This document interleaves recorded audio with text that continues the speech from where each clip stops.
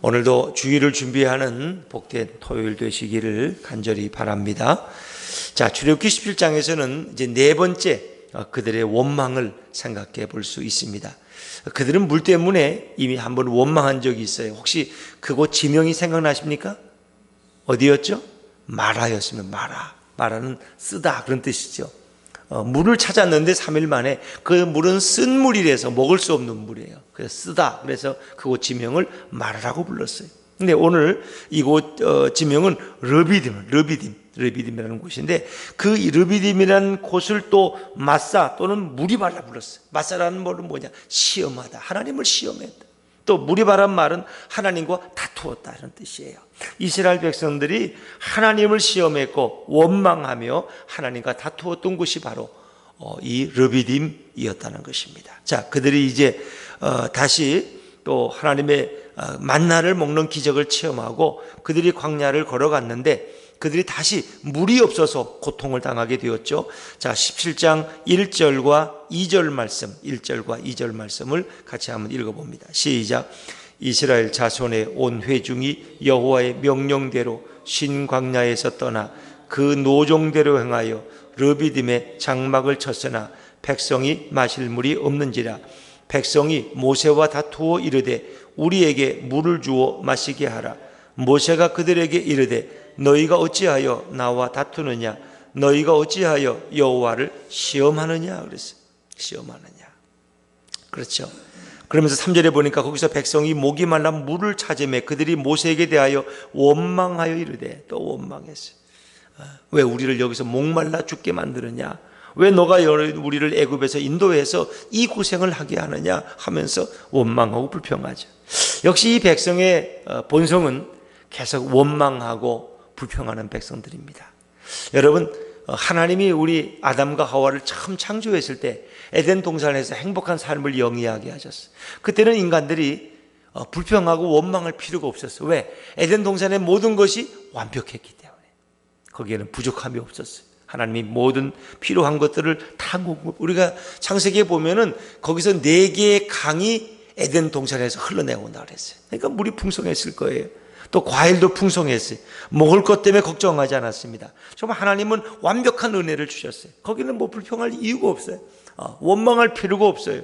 그런데 인간이 범죄함으로 하나님이 금하신 선악과를 따먹고 인간이 범죄함으로 타락해서 결국 거기서 내쫓김을 당하게 되죠. 그때부터 인간은 목마름을 경험하는 것입니다. 가고 싶은 것들을 다 소유하지 못하는 거예요. 그래서 인간들은 계속 끊임없이 원망하고 하나님을 시험하고 또 다투고 이러는 삶이 반복되어지는 것입니다. 그런데 이런 인간들을 불쌍히 여기셔서 하나님께서는 예수님을 이 땅에 보내신 거예요. 그 예수님으로 하여금 우리의 생수가 되게 하시고 우리의 목마름을 해결하시는 우리의 구주가 되게 하셨다는 거죠. 그래서 이스라엘 백성들이 오늘 마실 물이 없어서 고통당하다가 결국 어떻습니까? 하나님의 은혜 가운데 풍성한 물을 마시는 것은 오늘 하나님과 떠난 우리 인간들이 이제 물이 없어서 참으로 고통하지만 예수님이 오셔서 우리의 모든 목마름을 해결시켜 준다는 놀라운 사실을 우리에게 성경은 증언해 주고 있는 것이죠. 자, 오늘 이 사건 속에서 이스라엘 백성들은 물이 없어 원망하고 다툽니다. 그런데 하나님은 어떻게 대응하십니까? 하나님은 모세에게 명령하셔. 너가 이제 저 호렙산 반석 위에 서라. 내가 거기 서리니 그리고 너는 지팡이를 가지고 그 반석을 쳐라. 그러면 거기서 하나님의 기적이 일어날 것이다. 그래서 모세는 하나님이 명령하신 대로 호렙산 꼭대기에 올라가서 큰 반석이라는 큰 바위를 반석 위에 서서 그 반석 위를 지팡이로 쳤더니 거기서 생수가 터져 나왔다. 그래서 200만의 인구가 충분히 먹고도 남을 만한 엄청난 생수가 터져 나왔다는 거죠. 그러니까 인간들을 원망하고 끊임없이 불평하지만 하나님 어떻게 하세요? 그들에게 자비를 베푸시고 인내하시고 그리고 그들에게 은혜를 베풀으셔서 그들의 갈증을 해결시켜 주시는 그런 놀라우신 우리는 하나님을 발견할 수 있는 것이죠.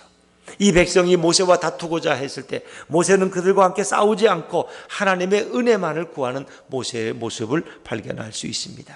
결국 그들은 불평하고 원망했지만 하나님은 그들에게 은혜를 베푸셔서 더 위대한 기적을 보여주신 곳이 바로 르비딤이요 바로 이 마사인 것을 믿으시기를 바랍니다. 자, 정말 하나님은 놀라운 일을 행하셨어요. 놀라운 일을. 어떻게 이런 일을 행하실 수 있었을까? 자, 모세가 하나님 앞에 기도할 때 하나님은 말씀하십니다. 이제 반석 위에 서라는 것입니다. 자, 우리 4절 말씀을 먼저 한번 읽어볼까요? 4절입니다. 4절 시작.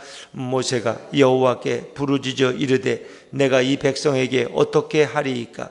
그들이 조금 있으면 내게 돌을 던지겠나이다. 하나님께서는 이제 이스라엘 장로들을 데리고 나일강을 치던 그 지팡이를 손에 잡고 어디로 올라가라? 호렙산 위에 반석 위로 가라는 겁니다. 자, 우리 6절 말씀, 6절을 읽어볼까요? 6절 시작.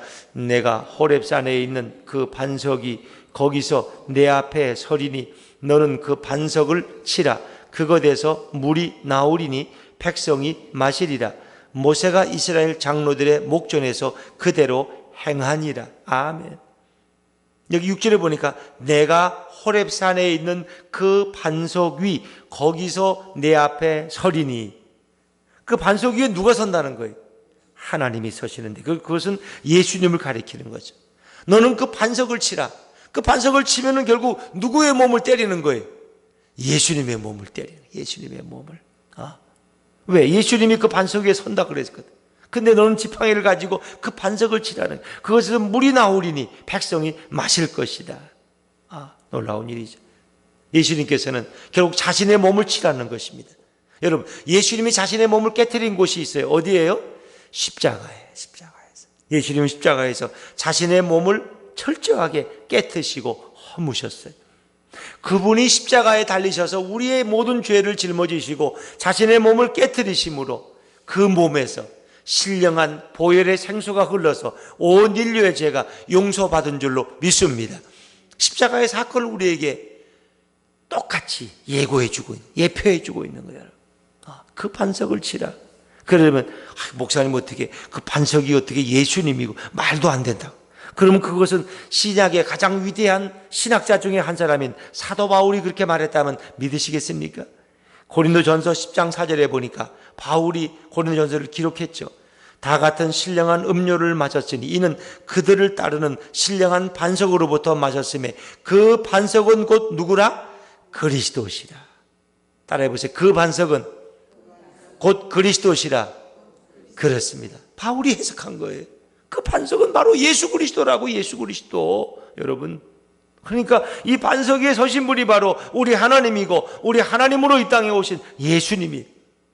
그리고 모세는 지팡이를 들어서 예수님의 몸을 쳤더니 거기서 생수가 터져나왔다. 생수가 터져나왔다. 그것은 바로 예수님이 십자가에 달리셔서 그 몸이 깨트려지심으로, 창에 찔리우심으로, 가시면류관을 쓰심으로 그분이 보혈의 생수를 흘려주셔서 온 인류의 해갈을 해결하시고 그분에게 우리에게 풍성한 목마름을 해결할 생수를 주실 것을 의미하고 있는 거죠. 여러분, 요한복음 4장에 보면은 예수님이 사마리아 수가성을 지나가다가 한 여인을 만났어요. 그 여인은 여러분이 알다시피 남편이 5번째인지 6번째인지 아주 복잡한 여인이, 그는 계속 쾌락의 목마름, 인생의 목마름 때문에 고통당하는 여인. 그래서 12시, 난 12시 해가 쨍쨍 비치는 그 시간에 물들어 오른, 사람들과는 모든 것이 관계가 단절된 그런 여인이, 이 여인이 물을 풀고 있을 때 예수님이 오셔서 앉아 계셨어요. 내게 물 한 그릇 달라고. 이 여인이 줄 리가 있어요? 왜 당신은 유대인 남자가 왜 사마리아 여인이 나에게 물을 달라고 하느냐 하고 짜증을 내고 그 물 한 컵도 안 줘요. 그것도 못 주는 그 여인은 그렇게 마음에 여유가 없는 거예요. 내가 해줄 수 있어요. 그거 돈 드는 것도 아니에요. 가지고 물 한 바가지 퍼주면 되지 뭐. 그런데 그것도 하기 싫어요. 그런 인생 있지 않습니까? 누가 그러면 째려보면서 내한테 왜 물을 달라 그래? 저 유대 남자가 우리 사마리아인들을 멸시하는 놈들이 말이야. 그럴 수 있는. 그 여자는 그러는 거예요. 유대 남자가 왜 당신이 나한테 물을 달라 그러냐 말이야. 그거 떠주기 싫은 거예요. 귀찮은 거예요. 내가 미쳤어 그 일을 하게. 그런데 예수님이 뭐라 그랬어요? 너가 너에게 물을 달라고 하는 이가 누구인지 알았으면 그렇게 하지 않을 것이다. 너는 오늘 이 물을 떠다가 먹지만 너는 또 목마르니까 또 물을 들어올 것이다. 그러나 내가 주는 물을 먹는 자는 영원히 목마르지 아니하리라. 할렐루야. 그래서 내가 주는 물을 먹으면 영원히 목마르지 않다.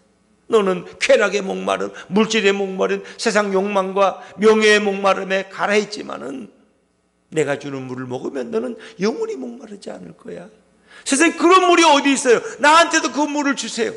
여인. 그래서 예수님과 대화가 시작됐어요. 예수님은 그 여인에게 이 물을 주었고 이 여인은 이제 그 물을 마시는 순간에 더 이상 이름 항아리가 필요 없어. 항아리를 두고 마을로 뛰어가서 내가 메시아를 만났다, 내가 우리의 구주를 만났다고 소리치면서 사람들에게 복음을 전하는 거예요. 그래서 사람들이 그 얘기를 듣고는 그 영혼이 목마르지 않는 물을 마시려고 구름대같이 예수님을 향해서 몰려오고, 사마리아 사람들이. 여러분, 바로 예수님은 우리의 신령한 생수가 되시는 줄로 믿습니다. 고린도전서 1절부터 4절까지 이렇게 말씀을 집에 돌아가서 한번 읽어보세요. 하나님이 홍해를 구름과 물 가운데 우리를 지나게 하셔요. 그게 세례받은 거예요. 세례받은. 그 다음에 하나님이 10장 3절에 보니까 다 같은 신령한 음식을 먹게 하셨다. 신령한 음식이 뭐예요? 만나예요, 만나. 그 신령한 음식이 누구예요? 바로 예수 그리스도를 가리키는 거예요. 나는 이 땅에 온 생명의 떡이다. 예수님이 요한복음 6장에 말씀하시잖아요.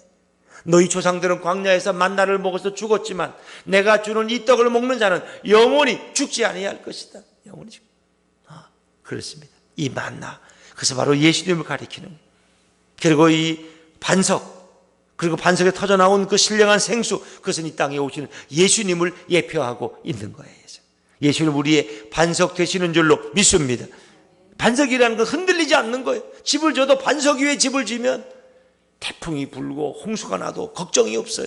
반석 같은 그 믿음 위에, 거기에 뿌리를 내리시고 예수님 위에 우리의 인생을 쌓아간다면 얼마나 견고한 인생이 되었어요. 그리고 그분이 주시는 신령한 생수를 마실 수 있다면 얼마나 축복된 인생입니까? 그리고 그분이 주시는 그 만나를 먹을 수 있다면 우리는 영원히 굶주리지 않을 것입니다. 영원한 생명을 얻을 거예요.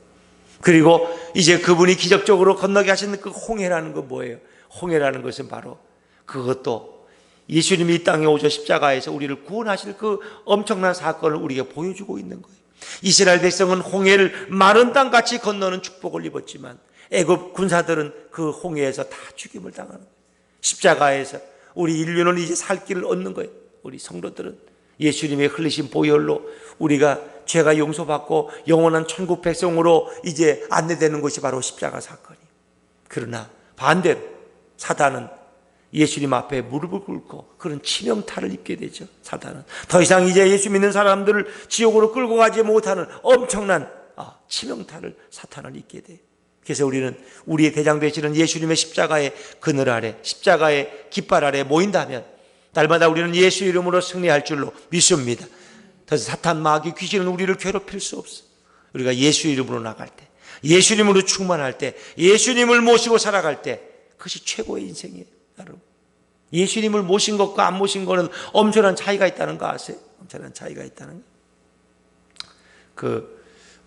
차가 요즘은 잘 돼 있어서 차는 이제 예전에 키를 꼽아서 이렇게 문을 열지만 요즘은 이제 스위치만 누르든가 아니면 그냥 가서 차 키를 이렇게 몸에 가지고 있으니까, 그죠? 차 키를 가지고 있어요. 그리고 가서 키를 꺼낼 필요가 없잖아요. 가서 그냥 문만 대고 손 열면 문이 열리잖아요. 열려요, 안 열려요? 열리죠. 맞아요. 웬만한 차는 다 이제는 이렇게 자동 시스템에 대해서 그래서 키만 내 몸에 지니고 있으면 문이 열려요. 근데 어떤데 내 몸에 키가 있는 줄 알고 가서 문을 열었더니 문이 안 열려. 아니, 이 차가 고장났나? 왜 안 열려? 보니까 키가 없어, 내한테. 키를 두고 온 거예요.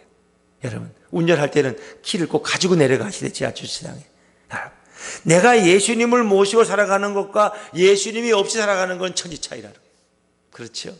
예수님이 내 안에 계시다면, 키가 내 안에 있으면 문을 마음대로 열듯이 내가 예수님을 모시고 살아가는 인생에는 목마름이 없는 줄로 믿습니다. 어떤 인생의 시련이 와도 문제가 될 것이 없어요. 예수님을 모시고 살아가는 인생은 홍해를 마른 땅같이 건너고 신령한 만나를 먹어 영원히 죽지 않을 것이요, 신령한 음료를 마시는 기적을 체험할 것입니다.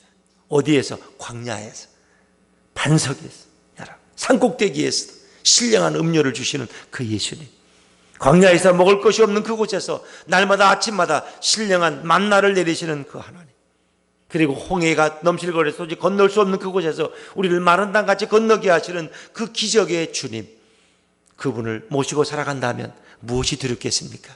전 여러분 앞에 홍해가 열릴 줄로 믿습니다. 예수님을 모시고 살아가면 홍해가 활짝 열려요. 마른 땅같이 건너가요. 굳이 이거 치워달라고 안 해도 하나님이 열어주시는 거예요. 여러분이 예수님 모시고 살아간다면 참으로 목마른 곳에서, 반석에서 생수가 터지는 기적을 경험할 것입니다. 강야와 같이 먹을 것을 구할 수 없는 곳에서 신령한 만나를 통해서 우리는 배부름을 얻는 기쁨을 맛볼 것입니다. 오늘 예수님 때문에 기뻐하고 예수님을 찬양하고 예수님을 높임으로써 이런 주님의 기적을 체험하며 살아가는 우리 예수품교회 모든 성도들 되시기를 주 이름으로 축원합니다. 기도하겠습니다.